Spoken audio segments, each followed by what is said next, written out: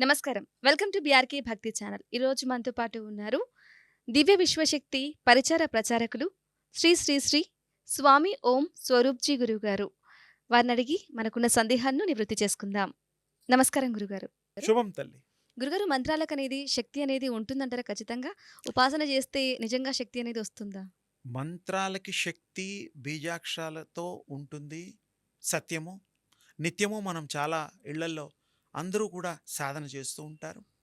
పూర్వీకులు ఎంతో సాధన చేసి ఆ మంత్ర శక్తి ద్వారా దేవతలని దర్శనాలు కూడా పొంది కోరికలు తీర్చుకొని వాళ్ళు ఎన్నో విధమైన మంచి పనులు చేసినట్టు చరిత్ర చెప్తోంది. ఏ దేవుడినైనా ఆ దేవుడికి సంబంధించిన బీజాక్షరాలు ఉంటాయి. రాముడికి ఒక రకం ఉంటుంది, విష్ణువుకి ఒక రకం ఉంటుంది, కృష్ణుడికి ఒకటి ఉంటుంది, వెంకటేశ్వర స్వామికి ఒకటి ఉంది, అమ్మవారికి ఒకటి ఉంటుంది. ఇలా అన్ని దేవుళ్ళకి శివుడికి ఒకటి ఉంటుంది. ప్రతి దేవుడికి ఒక బీజాక్షరం ఉంటుంది.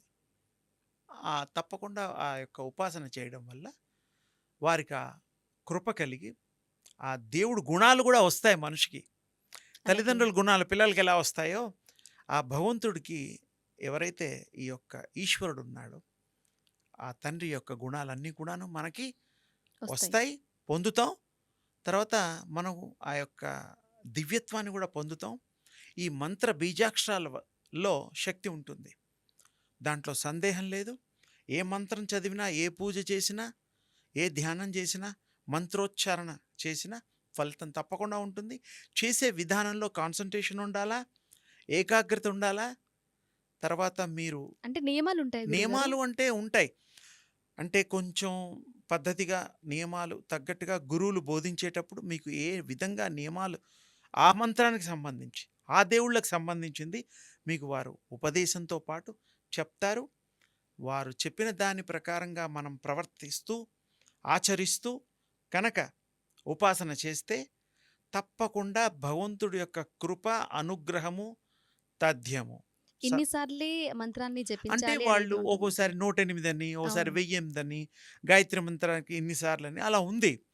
వారు ఉపాసన చేసే ముందర గురువుగారి ద్వారా మనకి తీసుకునేటువంటి మంత్ర దీక్ష దాన్ని బట్టి ఆ యొక్క లెక్క స్ సమయం కూడా ఉంటుందంటారా గురుగారు? సమయం అంటే బ్రహ్మ ముహూర్తం అయితే చాలా బావుంటుంది. హ్మ్.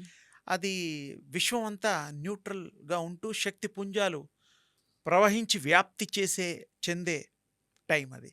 బ్రహ్మముహూర్తంలో చేసుకొని ఆ మంత్ర దీక్ష చేస్తే తొందరగా సిద్ధిస్తుందని మనకి పెద్దలు చెప్తారు. మనకి మంత్ర దీక్ష ఇచ్చిన వాళ్ళు కూడా చెప్తారు. పూర్వం ఋషులు కూడా చేశారు. వారు కూడా చెప్పారు. చాలా డీటెయిల్స్‌గా ఉన్నాయి. మీరు తప్పకుండా ఈ దీక్ష యొక్క విశేషము మంత్ర దీక్ష, ఉపాసన, మంత్రోపాసన అనేటువంటివి కొన్నున్నాయి. అవి చేస్తే తప్ప ఇది మనం పొందలేం. అందుకని విశేషంగా మీకు సద్గురువుల ద్వారా పొంది సద్గురువుల యొక్క కృప కటాక్ష వీక్షణాలు వల్ల ఇది సాధ్యమవుతుంది. తప్పకుండా మనం సాధించొచ్చు. ఆ యొక్క మంత్ర శక్తిని పొందొచ్చు. ఆ దివ్య శక్తిని కూడా మీరు పొందొచ్చు. ఇందులో సందేహం లేదు. తప్పకుండా ప్రాక్టీసెస్ చేయండి. కానీ ప్రాక్టీసెస్ చేస్తేనే పొందగలుగుతాం అనే విషయం అందరికీ తెలుసు. మనసు పెట్టి చేస్తే తప్పకుండా ఆ యొక్క విశేష ఫలితాన్ని మనం పొందుతాం. తథ్యము. చేయండి తల్లి. అలాగే అమ్మ గురుగారు. శుభం తల్లి. చాలా సంతోషం గురుగారు. అమ్మ ధన్యవాదాలు.